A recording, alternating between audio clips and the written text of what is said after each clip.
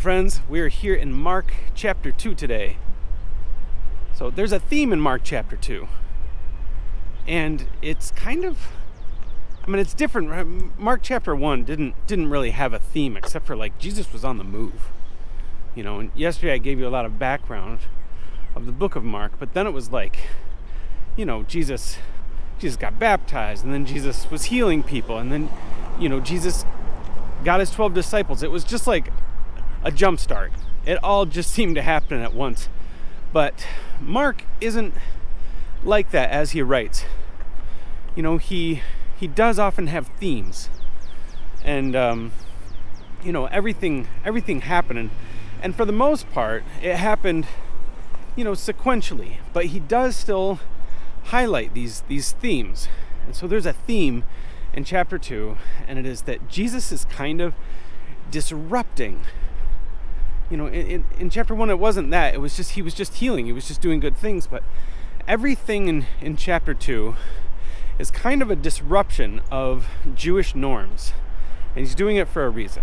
So I'll highlight those as I go through them. So the first thing that Jesus does is he heals a paralytic.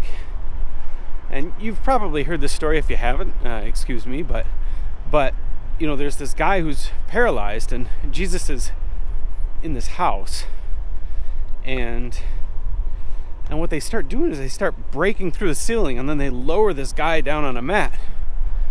And Jesus looks at the guy, and he says something that was probably the weirdest thing he could say, and he looks at him in his faith, and he says, "Your sins are forgiven."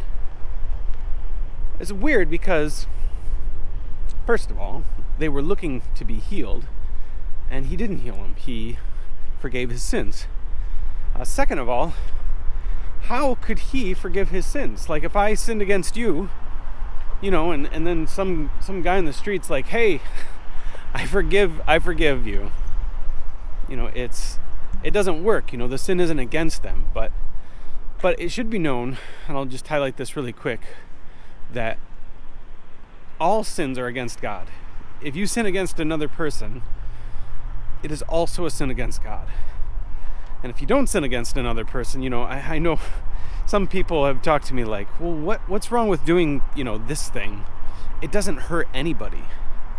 And it's well, that's not the point. It's still a sin against God. So he says, your sins are forgiven. And then everybody looking around is like, how is he forgiving sins? And he says, look, what is easier to say? Rise, take up your bed and walk, or your sins are forgiven? And the answer is they're both equally impossible, because healing people like that is impossible, and unless you're God, you can't forgive sins. So they're equally as difficult to say. But he says, but just so you know what I'm doing here, I will say, rise, take up your bed and walk. So kind of an amazing thing, but what a disruption. Here everybody is trusting in in the law, and then this guy comes up and starts forgiving sins, and they're saying, who is this guy? Who's this guy who feels like he has the ability to forgive sins? So very disruptive. So the next thing is God calls Levi. Now, he's called Levi here. We know this person. We went through the book of Matthew originally, and Levi is Matthew. This is the person who wrote the book of Matthew. So Jesus calls him right away, and Levi is a tax collector, which means that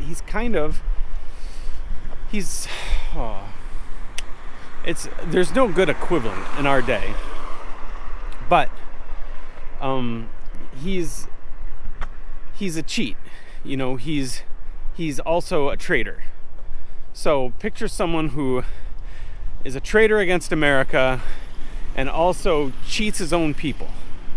Just hated by everybody, because they would collect the taxes, give it to the Roman government, their enemies, and then they would keep a bit of it, or quite a bit of it for themselves.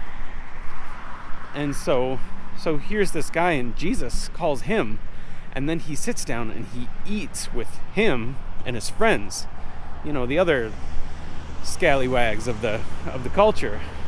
And everybody's looking at Jesus saying, "Oh my, why are you eating with these people?"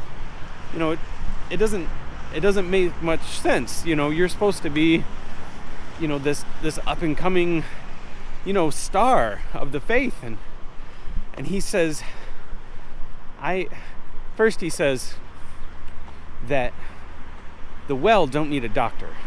Only those that are sick need a doctor. And he's saying, I haven't come to save perfect people. I've come for the sinners. And we're all sinful people, them included, but the sinners, they at least recognize it. The people that are sick are the ones that go to the doctor. So that's what Jesus is saying here. Very disruptive. That's the theme of the chapter here. So the next thing they ask him about fasting, because they're saying, look, John the Baptist, his people would fast. And all these other rising stars of the faith, all these other, what would you call it, prophets, they'll fast all the time. And he says that you can't fast when the bridegroom is with you. When the bridegroom is gone, then you can fast. But now is a time for celebrating, is essentially what he's saying, because the Messiah is here. He doesn't say that, but that's what he's hinting at. They're rejoicing now. Someday I'll be gone, and they can fast then. But they're with me now, and so they don't need to. And then he brings up something, and I think this is the point of the whole passage. This whole chapter, he kind of brings it all together in these two sayings that he uses. These little illustrations. And these illustrations seem to come out of nowhere. Like they don't make sense in the context of what's happening here. But he said you don't put a new patch on old patches. He's like, I haven't come here to put a new patch on an old garment. He's saying, I'm here bringing a whole new garment. And he says, and you don't put new wine into old wineskins. He says that will ruin the wine, plus the wineskins, it will burst. And he says, I've come here to give you new wine and new wineskins. And it's a little bit ambiguous what he's saying. It's not exactly clear. But we know now, or if I'll tell you what he's meaning here, is that he's starting a new covenant. I don't know if you know what a covenant is. It's kind of like an agreement. And it's different from an agreement. It's more like a promise. That reminds me of my dad when I was young. He would always do this thing where he I don't know if he was trying to be funny when he would do this, but knowing him, he probably was. But he would say, he'd kind of smile at me, on a Saturday, and he would say, I'll tell you what, Andy. And he would say, go clean the garage. It's funny because when you say, I'll tell you what, usually that means, look, I'll make you a deal. I'll make you a deal. You clean the garage and I'll buy you some ice cream. But my dad wouldn't do that. He would say, I'll tell you what, with a big smile on his face, go clean the garage. It's kind of like that on the opposite. It's like God's saying, I'll tell you what, I'll die for your sins. I'll pay for all your sins. It's not an agreement. It's a promise. It's something that all you have to do is accept it. So Jesus is making this new covenant. He's bringing this new wine and this new wineskin. He's doing something that's totally different. And all the Mosaic law and the the ways that they've been connecting with God, it's all going to change. He's the Messiah that's going to change everything, and he's going to fulfill all the prophecies. The last thing he's doing here is another example of him disrupting this and kind of showing his new covenant, his new agreement with his people, and it has to do with the Sabbath, because his disciples were on the Sabbath. They were picking grain. They're picking it up with their hands, and they're just getting rid of the chaff and just eating it. The scribes and the Pharisees are looking at him saying, that's work, and you're not supposed to work on the Sabbath. And he points out this Old Testament part where King David and his men come in and they eat the showbread. I wish I could go into that now, but they eat the bread that's in the temple, and it wasn't lawful for them to do that. But he was saying, now this was permissible. It was allowed, and they're making up these rules. God never said that they couldn't do this on the Sabbath. These are man's rules that they've added to God's original covenant. And so Jesus is, he's not following that, but he's also pointing out something that's really important. He's saying Sabbath was made for the man, not man for the Sabbath. It was meant to be rest.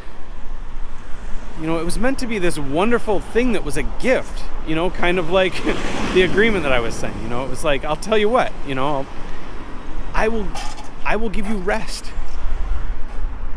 And at the end of this part, I really encourage everybody to really read through this stuff. They're deep wells, and I'm just flying over.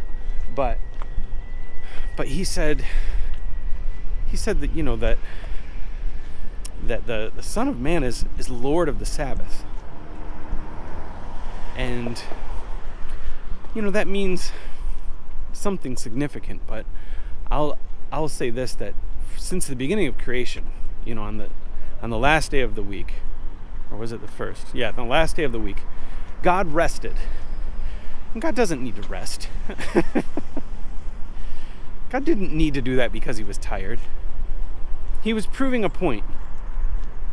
And it was that we will get our rest from God, but he's also showing that on some day there's going to be a Sabbath. And on that Sabbath, he, part of God himself, is going to die, and he's going to be dead on that entire day. And that's all going to be for God's people. So he's Lord of the Sabbath. In other words, from the beginning, he was pointing to Jesus and the salvation that we can get from him. So, very disruptive, but very wonderful. All right, that is Mark chapter 2. All right, have a great day. Bye.